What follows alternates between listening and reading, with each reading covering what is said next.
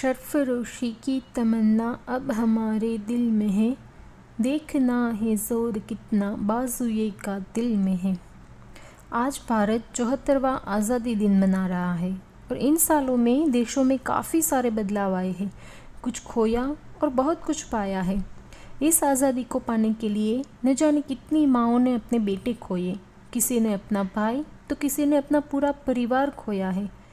तब जाके ये आज़ादी का सूरज रोशन हुआ है। मैं चंदा धामेचा हमारे YouTube चैनल पे आपका स्वागत करती हूँ। आज स्वतंत्रता दिन के पर्व पर हम आपको बताएंगे स्वतंत्रता दिवस से जुड़ी वो बातें जिन्हें शायद आप नहीं जानते हैं। तो वीडियो में एंड तक ज़रूर बने रहिएगा।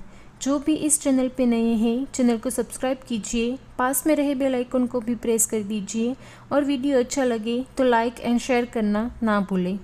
15 अगस्त 1947 ये तारीख इस इतिहास में अमर है क्योंकि हर भारतीय के आगे गुलाम शब्द को हटाया है।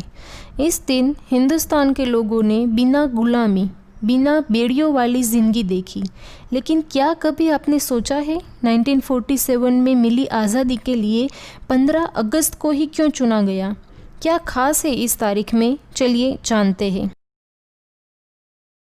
15 अगस्त रात 12 बजे वो आधी रात मानो भारत को आज़ादी में सांस लेने का न्योता दे रही थी। बेशक हमने गुलामी के 200 साल झेले हैं, पर आज़ादी की खबर सुनते ही सारे दर्द और जुल्म दूर हो गए। 15 अगस्त वो तारीख जिसने भारत में रहे हर व्यक्ति को आज़ादी का मतलब समझाया। पर 15 अगस्त ही क्यों? ये सवाल आपके दिमाग में भी आया होगा, है ना दोस्तों? इसी का जवाब चलिए जानते हैं। फरवरी 1947 में लॉर्ड माउंटबेटन को भारत का आखिरी वाइसरॉय चुना गया, जिस पर भारत को स्वतंत्रता दिलाने की जिम्मेदारी थी। शुरुआती योजना के अनुसार भारत को जून 1948 में आज़ादी मिलने की बातें हो रही थी। वाइसरॉय बनने के तुरंत बाद माउंटबेटन की भारतीय नेताओं से बातचीत शुरू हो गई थी, लेकिन जितना आसान दिखता था उतना था नहीं, क्योंकि जिन्ना एंड नेहरू के बीच पहले से ही रसाकसी चल रही थी। जिन्ना ने पहले ही अलग देश बनाने की मांग रख दी थी, जिसकी वजह से भारत के कई क्षेत्रों में झगड़े शुरू हो गए। माउंटबेटन ने इसकी कल्पना भी नहीं की थी और इससे हालात और बिगड़ने लगे। आज़ादी 1949 की जगह 1947 में ही देने की बात तय हो गई। माउंटबेटन ही वो शख्स थे जिसने भारत की आज़ादी के लिए 15 अगस्त की तारीख चुनी थी। माउंटबेटन द्वारा चुनी गई इस तारीख को चुनने का कारण था जापान, क्योंकि ठीक उसी दिन 2 साल पहले यानी 15 अगस्त 1945 को जापान के राजा ने ब्रिटेन, अमेरिका एंड रशिया देशों की अलाइड फोर्सेस के सामने हथियार डालते हुए आत्मसमर्पण की घोषणा की थी। उस समय माउंटबेटन अलाइड फोर्सेस के कमांडर भी थे। जब भी इतिहास के पन्ने को पलटा जाएगा तो 15 अगस्त 2 कारणों से याद रहेगी। एक, जापानी सेना का आत्मसमर्पण और दूसरा, भारत की आज़ादी। 15 अगस्त तारीख चुनने की कहानी तो आपने जान ली, पर रात के 12 बजे ही क्यों? इसके पीछे भी कहानी है, चलिए जानते हैं। लॉर्ड माउंटबेटन ने आज़ादी की तारीख 3 जून 1948 से 15 अगस्त 1947 कर तो दी, पर इसे सुनकर देश के ज्योतिषियों में खलबली मच गई, क्योंकि उसके अनुसार ये तारीख शुभ नहीं थी। जिसके बाद उपाय निकला 14 और 15 अगस्त की रात को 12 बजे का समय तय किया गया। ज्योतिषियों ने नेहरू जी को कहा कि आपकी स्पीच 11:51 से शुरू करके 12 बजे तक खत्म करनी होगी और उसके बाद ठीक 12 बजे शंखनाद करके आज़ादी की गूंज पूरे देश में सुनाई जाएगी।